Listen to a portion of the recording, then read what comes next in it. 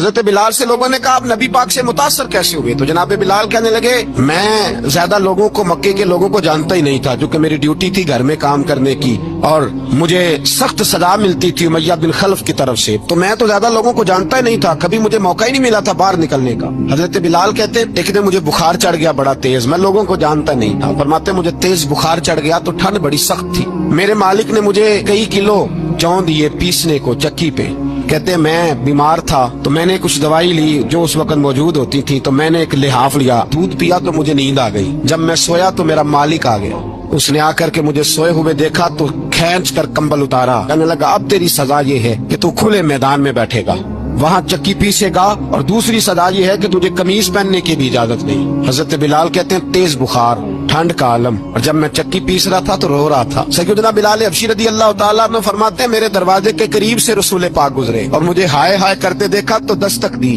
میں نے کہا کون ہے؟ دروازہ کھلے آ جاؤ۔ محبوب اندر آئے تو پوچھنے لگے کیوں رو رہے ہو؟ میں نے کہا جاؤ اپنا کام کرو، یہاں دکھ سارے پوچھتے ہیں مداوا کوئی نہیں کرتا۔ کہتے ہیں میں نے سخت جملے کہے معاذ اللہ، حضور چلے گئے، جب حضور جا رہے تھے تو میں کہہ رہا تھا بس جا رہے ہو نا، میں نے پہلے ہی کہا تھا جاؤ۔ کہتے ہیں قربان جاؤں، تھوڑی دیر گزری تو اللہ کے رسول کے ہاتھ میں گرم دودھ کا پیالہ تھا، کھجوریں تھی، حضور تشریف لائے، کریم رسول نے مجھے کھجوریں دی، دودھ پلایا اور کہا چل جا کمبل میں بیٹھ جا، تو میں نے کہا چکی کون پیسے گا؟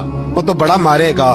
مصطفیٰ کریم نے فرمایا تو بیٹھ رضائی میں اور آج تیرے حصے کی چکی میں پیسوں گا۔